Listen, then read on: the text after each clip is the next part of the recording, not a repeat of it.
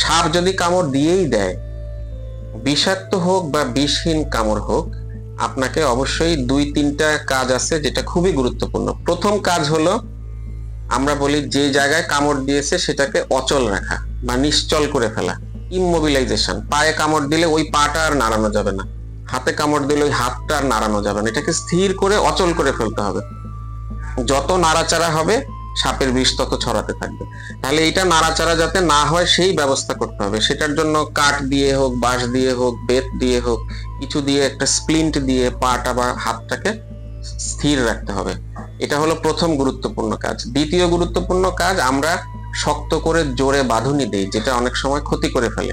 একটা বড় অংশের রোগীদের বিষহীন সাপ কামড় দেয়, কিন্তু জোরে বাঁধুনি দেওয়ার কারণে শিরা ধমনী বন্ধ হয়ে সেই অঙ্গটা নষ্ট হয়ে যায়। সেটা করা যাবে না।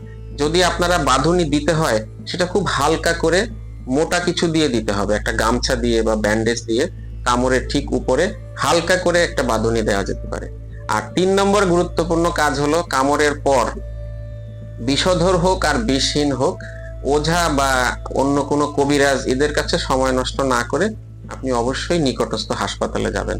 আমাদের উপজেলা লেভেলের যে কোনো হাসপাতালে গেলেই অ্যান্টিভেনম দেওয়ার ব্যবস্থা আছে, এবং অন্যদের কাছে গিয়ে সময় নষ্ট না করে আপনি উপজেলা হাসপাতালে যান।